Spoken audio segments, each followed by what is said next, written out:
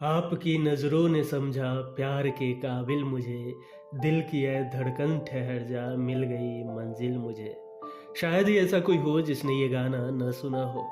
इस खूबसूरत गाने में सभी को वो चांद सा चेहरा भी तुरंत याद आता है। ये खूबसूरत अदाकारा है माला सिन्हा। मशहूर एक्ट्रेस माला सिन्हा ने बादशाह, हेलमेट, प्यासा, नया ज़माना, एक गांव की कहानी, चंदन, फिर सुबह होगी, परवरिश, उजाला से लेकर मैं नशे में हूँ जैसी ढेरों फिल्में की। उन्होंने अपने करियर में धर्मेंद्र, मनोज कुमार, संजय खान, राजेश खन्ना से लेकर अमिताभ बच्चन संग काम किया। करीब 40 साल उन्होंने इंडस्ट्री पर राज किया और आजकल वह सिनेमा गॉसिप से कोसों दूर है। लेकिन एक ज़माना था जब वो चारों तरफ छाई रहती थी। उनके करियर में कई विवाद भी रहा जिसे लोग आज भी भुला नहीं पाए हैं। तो चलिए शुरू करते हैं माला सिन्हा के अनसुने किस्सों का सफ़र। लेकिन उससे पहले अगर अभी तक आपने इस चैनल को सब्सक्राइब नहीं किया है तो प्लीज़ सब्सक्राइब कर लें। ऐसा कहा जाता है कि माला सिन्हा एक ऐसी एक्ट्रेस थी जिनके पास हुस्न के साथ हुनर भी था। एक्टिंग के अलावा माला संगीत को लेकर भी बेहद जुनूनी थी, लेकिन फिल्मों की खातिर उन्होंने अपने सिंगिंग सफ़र की कुर्बानी दे दी। करियर में ज़्यादातर हिट फिल्में देने वाली माला सिन्हा अपने दौर में हाईएस्ट पेड एक्ट्रेस की लिस्ट में भी शामिल थी। लेकिन उस दौर में सबसे कंजूस एक्ट्रेस भी उन्हें कहा जाता था। माला सिन्हा ने कभी अपने घर में नौकर नहीं रखे, खुद ही सारा काम करती थी।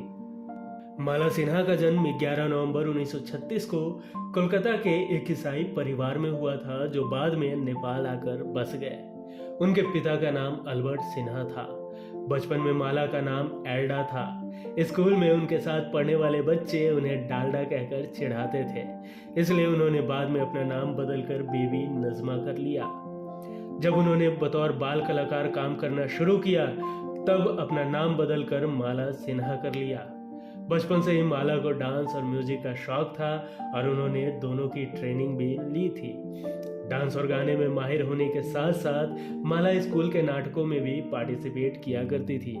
एक दिन उनके स्कूल में एक फंक्शन था जिसमें एक फेमस फिल्म डायरेक्टर आए थे। इस फंक्शन में माला सिन्हा ने एक नाटक में भाग लिया था। जैसे ही नाटक शुरू हुआ और डायरेक्टर ने माला सिन्हा की एक्टिंग को देखा, वो उनके अभिनय के कायल हो गए। फंक्शन खत्म होने के तुरंत बाद ही डायरेक्टर माला सिन्हा के घर चले गए।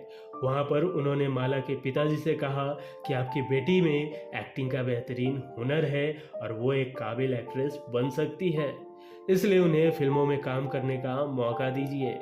डायरेक्टर की बातों से माला के पिताजी भी सहमत हुए और इसी के बाद माला ने बतौर बाल कलाकार काम करना शुरू किया। माला सिन्हा ने एक्टिंग करियर की शुरुआत बतौर बाल कलाकार एक बंगाली फिल्म जय वैष्णो देवी से की थी। 1952 में फिल्म रोशन आरा रिलीज हुई थी, जिससे माला सिन्हा ने अपना सिनेमैटिक डेब्यू किया था।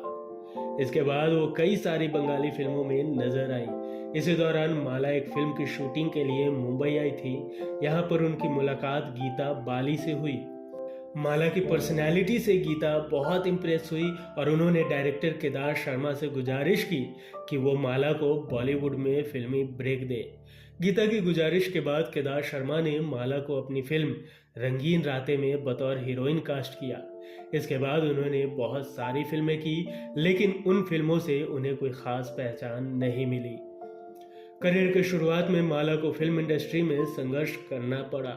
उस दौर में माला की सीधी टक्कर नरगिस, मीना कुमारी, मधुबाला और नूतन जैसी अभिनेत्रियों के साथ था, जो उस समय की सफलतम अभिनेत्रियां थी। ऐसे में माला की शुरुआती फिल्में भी पर्दे पर बेअसर साबित हुई।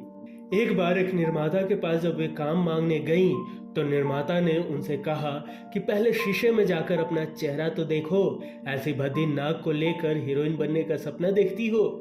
लेकिन उन्होंने अपने जुनून को नहीं छोड़ा और ईमानदारी के साथ लगी रही। आखिरकार इंतजार खत्म हुआ और 1957 में रिलीज हुई फिल्म प्यासा। यह फिल्म माला सिन्हा के करियर की बड़ी हिट साबित हुई और यहीं से उनका करियर संवरने लगा। इस फिल्म में वो गुरुदत्त के साथ नजर आई थी।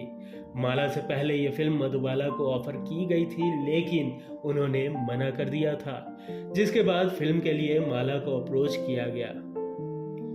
बचपन से ही माला का झुकाव एक्टिंग से ज़्यादा म्यूजिक की तरफ था। उन्होंने फिल्मों के अलावा ऑल इंडिया रेडियो में बतौर सिंगर भी काम किया था, लेकिन फिल्मों की खातिर उनको अपनी सिंगिंग और एक्टिंग में से एक चुनाव करना पड़ा।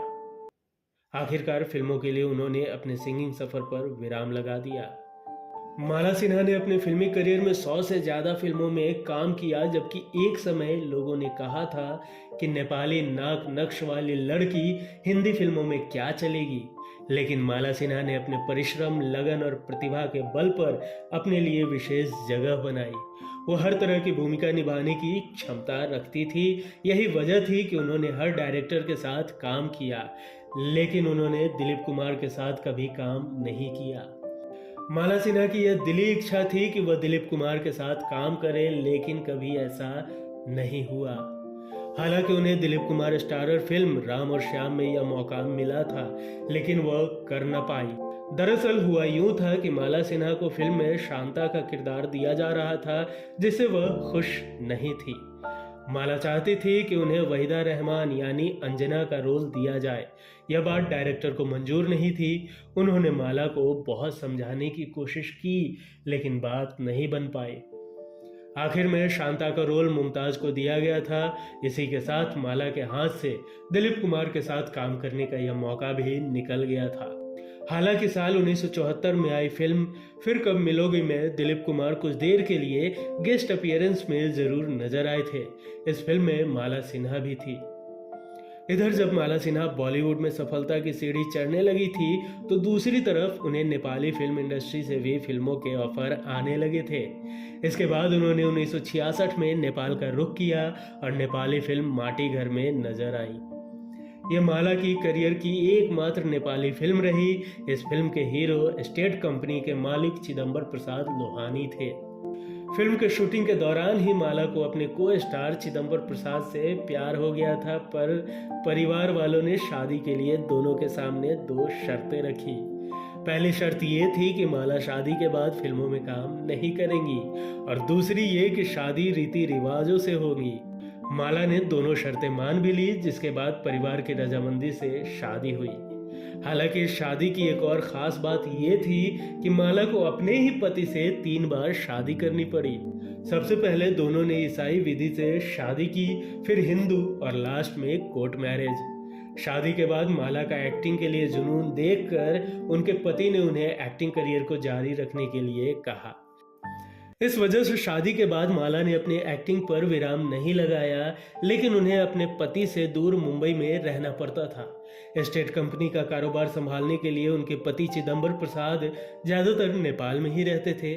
माला की एक बेटी भी है जिसका नाम प्रतिभा है। बॉलीवुड की टॉप की एक्ट्रेसेस की लिस्ट में शामिल माला सिन्हा की जिंदगी में भी एक वक्त आया था जिसने उनका सुख चैन सब हिलाकर रख दिया। ये बात उस दौर की है जब एक तरफ माला सिन्हा कामयाबी के चरम पर थी, तो वहीं इंडस्ट्री में ये बातें भी जोरों पर थी कि वो बेहद कंजूस है। यहाँ तक कि उन्होंने अपने घर पर नौकर भी नहीं रखे हैं। वे पैसे बचाने के लिए खुद ही सारा काम किया करती थी। इसी दौरान उनके घर पर इनकम टैक्स विभाग ने छापा मारा, जिसमें उनके घर से 12 लाख नकद बरामद हुए। ये पैसे उनके बाथरूम के दीवार से मिले थे। इसके बाद ये मामला कोर्ट में चला गया।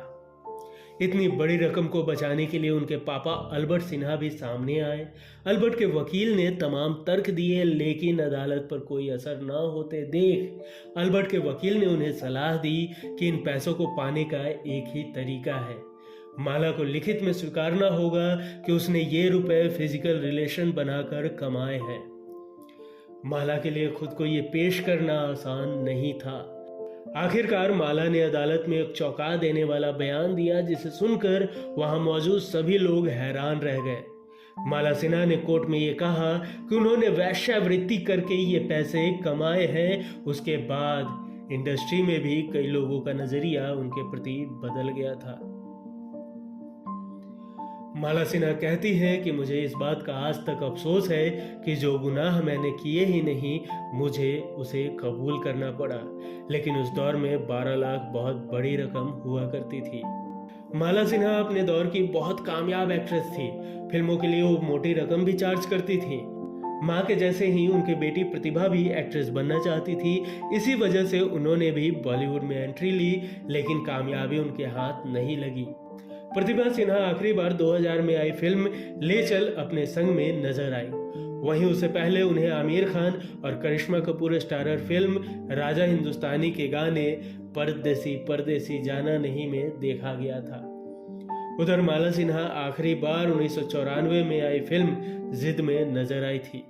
बेटी के असफल होने पर माला सिन्हा ने पार्टीज में जाना बंद कर दिया और फिल्मी दुनिया से दूरी बना ली।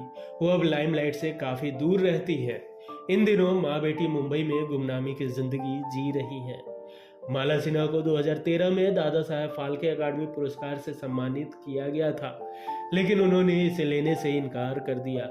माला सिन्हा ने कहा था कि मुझे बताया गया कि मुझे फाल्के एकेडमी अवार्ड मिलना है, लेकिन हैरानी की बात यह हुई कि मेरा नाम वहां पर था ही नहीं। मुझे कौन सा अवार्ड मिलना है इसकी भी कोई जानकारी नहीं थी। मैंने किसी अवार्ड की मांग नहीं की थी, उन्होंने ही इसके लिए मुझे चुना था। मुझे यही नहीं पता कि मुझे कौन सा अवार्ड मिलना है, यह तो बेहद अपमानजनक है। इनविटेशन पर मेरा नाम भी नहीं था। मुझे बहुत बुरा लगा। मैंने कहा कि अगर आप पुरस्कार देना चाहते हैं तो मेरे घर आकर मुझे दे जाइए। आज का ये वीडियो आपको कैसा लगा हमें कमेंट कर जरूर बताएं। वीडियो पसंद आई हो तो एक लाइक जरूर कर दें। मिलेंगे अगले वीडियो में फिर किसी दिलचस्प किस्सों के साथ। तब तक के लिए नमस्कार।